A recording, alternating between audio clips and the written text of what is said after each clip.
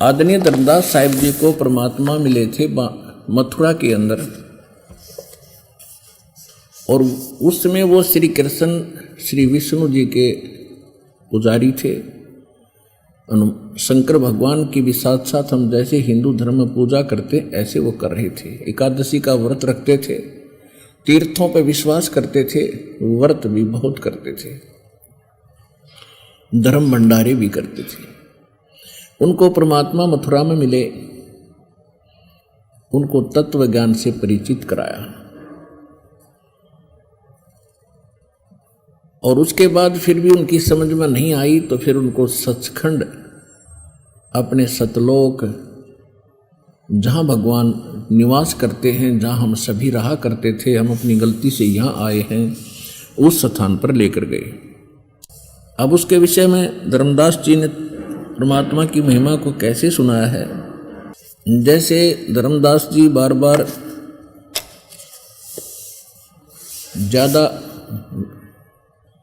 विवाद करते थे, ज्ञान को समझने में देरी कर देते थे, क्योंकि सबके साथ ऐसा ही होता है। प्रथम बार जब इस ज्ञान को सुनते हो तो प्रत्येक को ऐसा लगता है जैसे ये कुछ अटपटा है और ठीक सा नहीं लगता।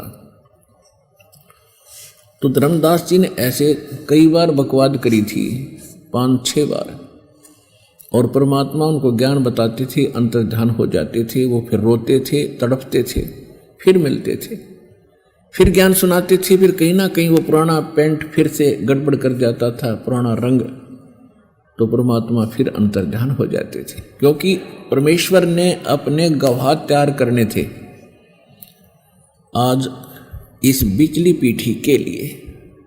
इसलिए उनके साथ इतना झंझट किया, इतना खाड़ा किया, और फिर सतलोक लेकर गए, फिर उनको वापस छोड़ा। फिर वो निश्चिंत और दृढ़ हो गए कि अब कोई संसार में भगवान दूसरा नहीं रहे। तो उन्होंने क्या बताया है, जैसे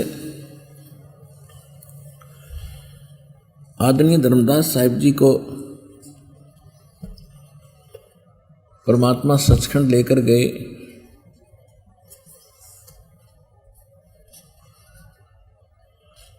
तो वहां जाकर के उन्होंने जो वो सुख देखा,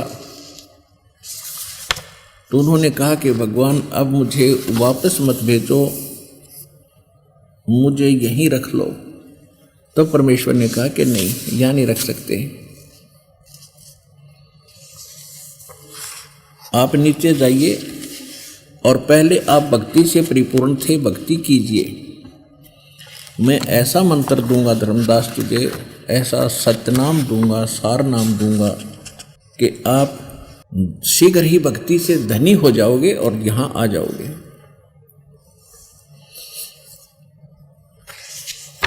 तब धर्मदास जी वापस आए, और जब परमात्मा सतलोक गमन कर गए,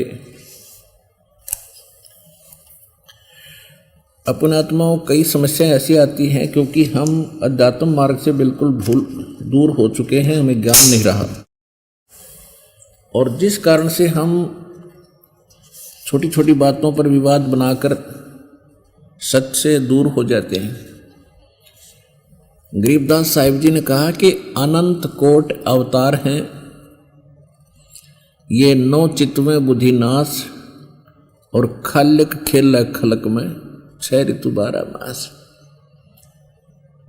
परमात्मा के असंख्य ब्रह्मांड हैं, और परमात्मा जब चाहे जिस क्षण में पृथ्वी पर आ जाता है, और 1 सेकंड में अपने लोक में होता है। इसके विषय में आदरणीय नानक साहिब जी कहते हैं कि अंधुल्ला नीच जात परदेसी मेरा, छिन आवे तिल जावे, और ताकि संगत नानक रहंदा क्यों कर मोंढा पावे। नानक साहिब जी ने कहा कि खाई सूरत मुलुक की वेश, ए ठगवाड़ा ठगी देश, खरा सियाणा बहुता बार ये धानक रूप रहा करता। तो उसके विषय में ये कहा है कि वो परमात्मा ऐसा है, 1 सेकंड में तो मेरे पास बैठा दिखा है, दूसरी क्षण में मैं देखता हूं वो सतलोक जा चुके होते हैं। तो ऐसे कबीर परमेश्वर जी जब चाहे यहां आ जाते हैं, सहस्री रातें सहस्री चले जाते हैं। वैसे ये 21 ब्रह्मांड काल की जेल है और इस जेल में कैदी ही आ सकते हैं, लेकिन राजा के लिए कोई प्रतिबंध नहीं होता, वो किसी जेल में कभी जा सकता है। और उन कैदियों को सुविधाएं देने के लिए तो वो परमात्मा हमारे राजा हैं, हमारे मालिक हैं, वो कभी भी आ सकते हैं, कभी भी जा सकते हैं। तो यहां धर्मदास जी ने क्या बताया है, जब परमात्मा अंतर्ध्यान हुए, धर्मदास जी क्या पुकार रहे हैं, आज मोहे दर्शन दियो जी कबीर, आज मोहे दर्शन दियो जी कबीर, सतलोक से चल कर आए, सतलोक से चल कर आए, काटन यम की जंजीर, आज मोहे दर्शन दियो जी कबीर, आज मोहे दर्शन दियो जी कबीर, थारे दर्शन से मारे पाप कटत हैं, थारे दर्शन से मारे पाप कटत हैं, निर्मल होवे जी शरीर, आज मोहे दर्शन दियो जी कबीर, आज मोहे दर्शन दियो जी कबीर। अमृत भोजन मारे सतगुरु कर है, अमृत भोजन मारे सतगुरु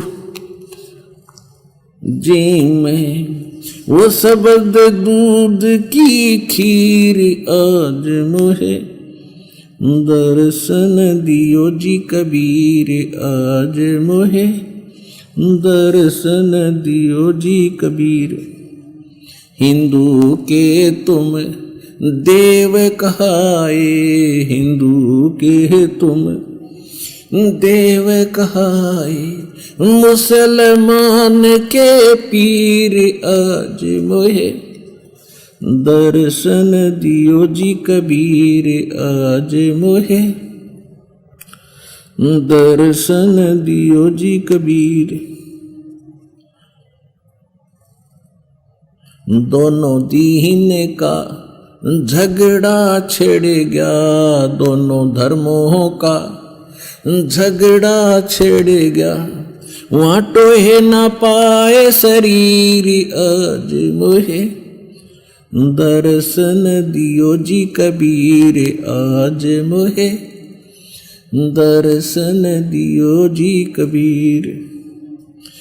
धर्मदास की अरज गुसाई, धर्मदास की अरज गुसाई, बेड़ा लंगाइयो पर ले तीर, आज मोहे दर्शन दियो जी कबीर, आज मोहे दर्शन दियो जी कबीर।